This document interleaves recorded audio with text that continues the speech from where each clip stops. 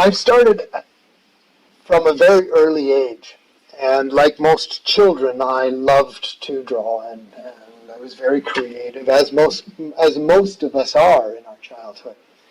I guess the difference was that I was always encouraged to do it, and I particularly loved sculpture. Just at the very beginning, of course, my heroes were Michelangelo and Bernini, and then they moved into people like Carpeau, Jean-Baptiste Carpeau, Dalou, Jules Dalou, the French 1800 sculptors. And so I fell in love with the figure. But when I studied in the University of Alberta, they didn't really teach figurative. They only taught abstract. So I studied under a professor who did abstract steel sculpture. So that's what I really learned on. But my desire, my love was always figurative. So when I had the opportunity, I moved to Paris. I got a job in Paris with an airline. So I began studying with a chap named Cyril Heck. And I studied with him for many, many years, while working full-time. So it was, needless to say, a fairly heavy schedule. But I really loved it. He taught me a method which was handed down from the Greeks, really. It's a very old method that has been lost in a lot of ways. And so he asked me to teach the method as well once I got out, and I still do. Whenever I can get the opportunity, I have a lecture with a PowerPoint, and I like to teach about how to build clay figurative sculptures. So that was how I basically started, and then it became, I got a break, and it became more able for me to leave the full-time job and start sculpting for a living, and that's what I've been trying to do. Although it's always good to have a backup job, because it's very hard to make a living at making your art, however. So when I left the job, I left Paris, and I moved down to southern France. And I wanted to be near my foundry in Italy, but I couldn't get papers to live in Italy, so I could get papers to live in France, and so that's where I settled. So the struggle continues, as for most of us. As far as what inspires me, of course, are the great sculptors, and I would lean towards some other more modern, such as Stefan de Stabler, a German who I loved, and I loved his abstract figure. Then also a recent a sculptor that I loved was Joseph Beuys. And he's again German. He died in '86, I believe, and he was more conceptual, but still stuck with not completely conceptual. And I loved that aspect, and that's the one thing that you'll hear about my collaboration with Boky. One of the things that drew me to working with her was she could teach me a lot about the conceptual, and she brought the conceptual into my work from a very positive point of view and a practical point of view as well. So that's one of the reasons why Boky and I began working together. And I learned so much about it. My work hasn't really been conceptual from the point of view. There are often themes. At the very beginning of my career, beauty was the theme, and I just wanted to be able to command the figure and to be able to sculpt the human body very well. And so that was first many years, maybe perhaps even 15, that's what I concentrated on, was how to sculpt and how to make a really good resemblance of the human body. And then after I sort of left that area, I was influenced by some political ideas. So my themes were political. I was asked to go to Vietnam, and I was invited to teach in Vietnam at the university in Hanoi, and then a few years later at the university in Saigon, Ho Chi Minh City. So I loved Vietnam, and I loved teaching, but one of the things that I came across when I was in Vietnam is the landmine problem. So I was influenced.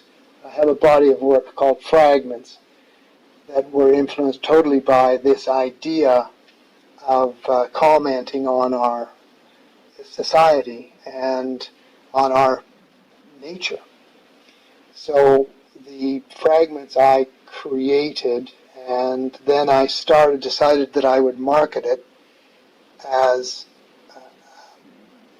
art that had a function, more or less activist art is what I kind of called it, intentional art. And the idea was that we would sell, I didn't sell with a gallery, but I would sell the work in relationship with a charity, and I was working with No More Landmines. And we worked together in order to propose this body of work to the public in England and in Canada, New York as well. And we would basically, instead of paying a large commission to a gallery, I would give the money to charity, and we would remove landmines.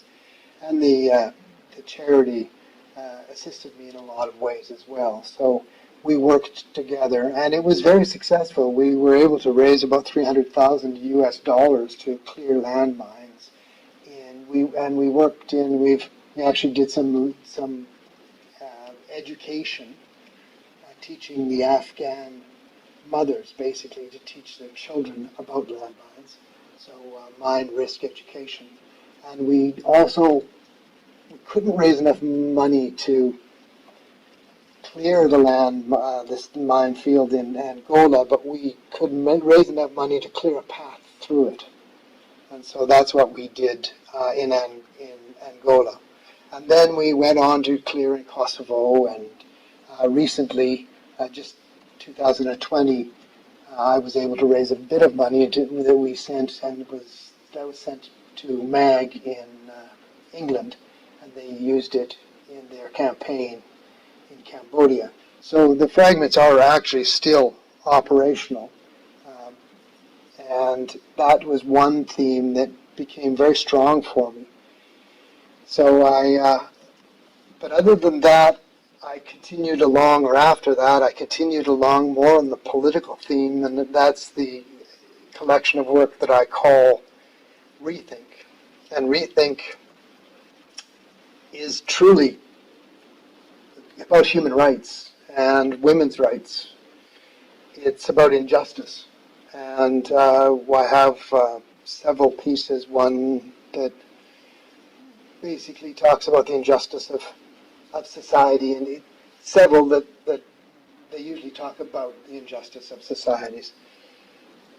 More recently, for example, perhaps you saw The Burning Buddha. The Burning Buddha was a video that it was based around the sculpture, a female Buddha that I created in Thailand, and then shot in Cambodia, burnt in Cambodia, but I've burnt it many other places. I've burnt it in Toronto at Nuit Blanche, and it's a performance piece, but it's also an activist piece. And we talk about the people who have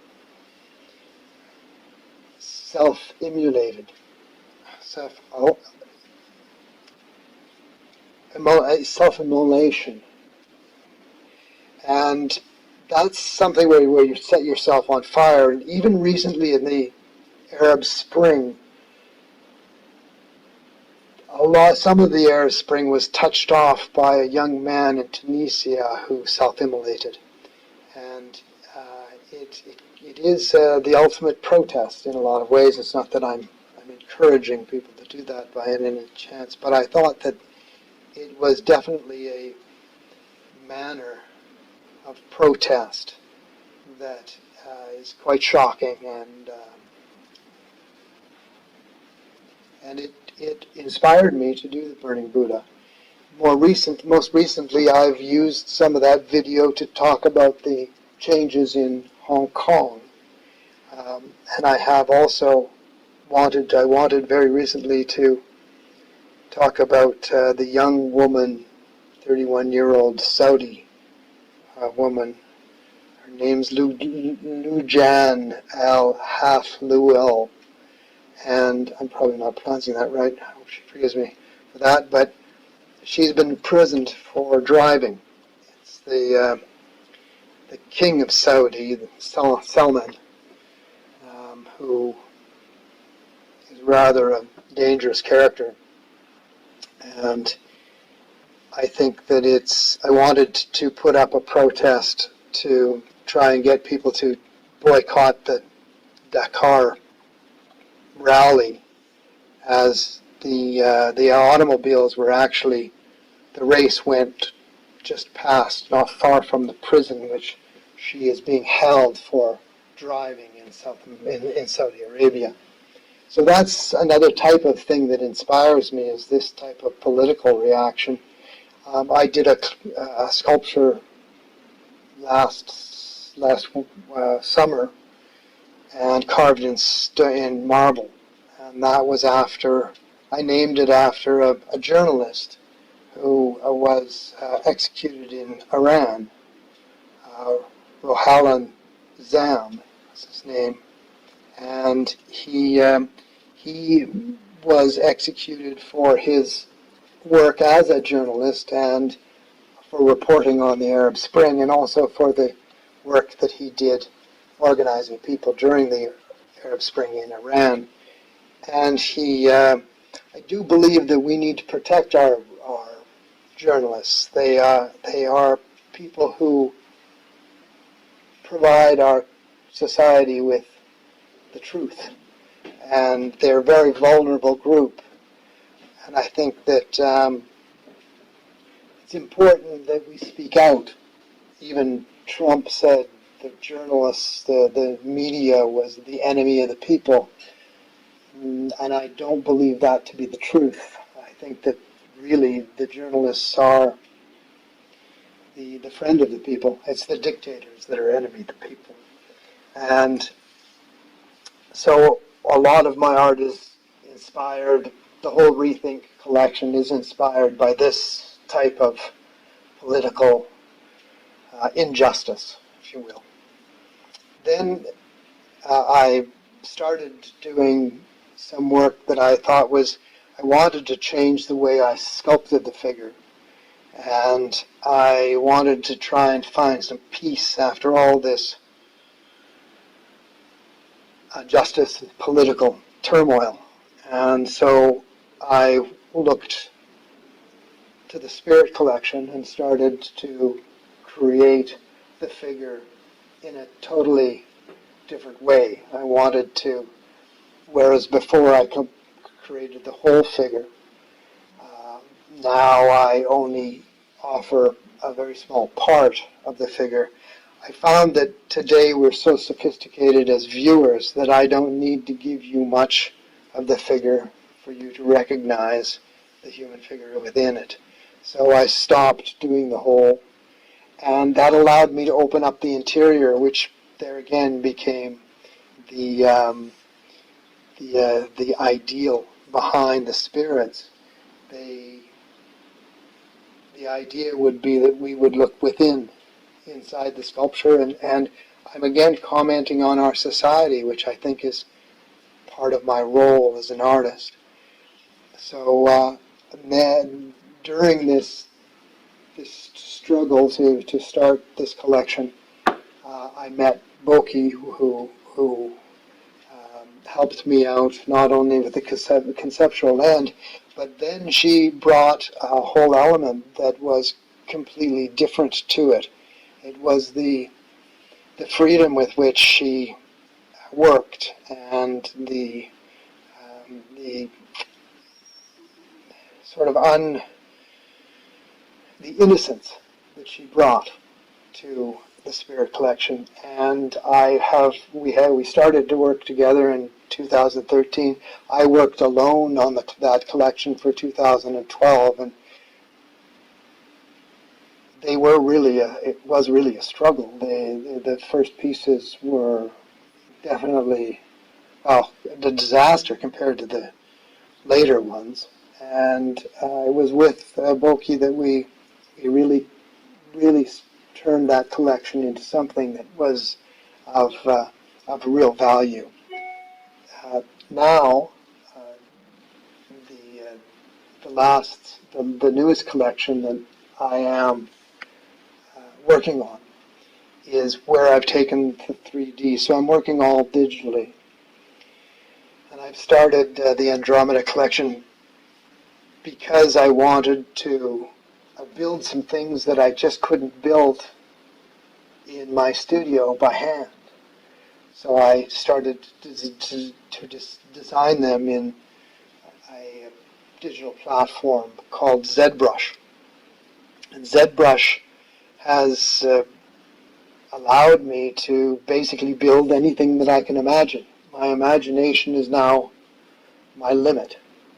And so I've been able to create some things that, some pieces now that you couldn't build by hand. I 3D print them in a wax polymer and then have them cast in bronze. So it's a totally new step in a new direction. And it's luckily I started this in 2017, and last year for lockdown I was glued to my computer. So we never really skipped a beat, but it's been a learning curve. Bouncing off the bottom of that learning curve has been tough. It's certainly taken me about a year to learn ZBrush. It's such a powerful program, but and also to find a foundry who could print and cast the print. And so it's been a real, again, a struggle, but a real challenge. I've really enjoyed it. So to leave you with a quote, I'd like to leave you with a quote from Carl Jung. It's one that we often put on the walls of the galleries when we show the Spirit Collection, because I asked the gallery not to hang anything on the walls during my solo shows. And we put this quote up that says, "Who looks outside dreams, who looks inside awakes." And that sums up really the last two collections, which have inspired my work. So I'll leave it to you. I'll leave it there for you. And thank you very much for listening.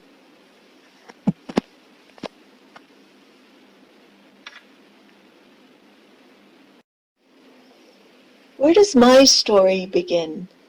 What makes an artist? And is it empathy? Is it emotion? Hypersensitivity? The blank slate controversy, Plato versus Aristotle, whether we are born a blank slate, a tabula rasa, or are we genetically predisposed to be in a certain way? So I tend to side on that with Plato. I believe that an artist cannot possibly not be an artist. It's a state of being, and it can exhibit itself in so many different mediums. My grandmother, for instance, was a concert pianist, and I grew up listening to classical music every day. So music was my first love. When I went to conservatory by the age of 9, where I studied piano, solfeggio, ballet, Yes, it theater. was a theater and music conservatory. But I unfortunately wasn't able to stay there very long because it was very geographically inconvenient, and they didn't have any dorms, so kids couldn't actually live on campus. So I was there for a couple of years, but then I had to move on to other schools because it was impossible for me to be driven out there. From there, I moved into photography and film, and I became a recording engineer and worked in London, which was an incredible experience. And then I got lost in poetry and writing, and eventually studied in Florence, where I became an old master paintings restorer. And then I was a conceptual artist. You know, it all kind of comes together. But it was only when I first worked with Blake that I realized that my heart was really in sculpture. Collaborating on pieces as an artistic entity with Blake has been quite an adventure and has opened up a whole new world of sculpting for me. And, you know, especially, namely on my figurative poetry series. I suppose what really inspires me is life, love, beauty, heartache, poetry. Justice inspires me. And I could say that the work is really truly born deep inside of me. And it's an expression of my feelings and my thoughts and my life. My desire is always to be as truthful and as honest in expressing myself as I can. If I can accomplish that, then I think I have succeeded, as the viewer will feel my joy or my pain and possibly be able to relate to the work in a very personal way. That is my hope in any case, to be heard and to be understood. And I think on the question of whether or not I am outside of my art, objectively looking at it, or inside, I must say that I am most definitely inside. My vantage point is completely subjective. And the surroundings, everything around me, has a profound effect on the work. Ideas, even just simple ideas, things that I might see, that's something that just crosses my view, might have a huge impact on what I'm doing. And at the moment, with the sanitary crisis we're going through, everyone is isolating, so I have found myself working on interesting things, but definitely very experimental projects. And I must say that I love the freedom that comes with that. When you let the instinct lead the way, amazing things can happen. And sometimes these projects fail completely. Like, I have a beautiful painting at the moment that cannot be hung because it leaks. So its beauty is completely ephemeral and impossible to sell to anyone, but it has been a pleasure to create. I suppose that as a result of everything that's going on in the world today at this time in 2021, Blake and I live in a very insular world on a normal basis, especially when we're in the studio. But at the moment, isolation seems to be the new normal, and I must say we're quite enjoying it. And soon we'll be able to travel again and have exhibitions and exchange ideas with our collectors again, and that will be a wonderful time as well. I suppose that one wonderful thing I could share with you as my favorite quote at the moment, which completely has everything to do with inspiration. My friend Arka Hilton, who's a wonderful painter, said the other day in an interview.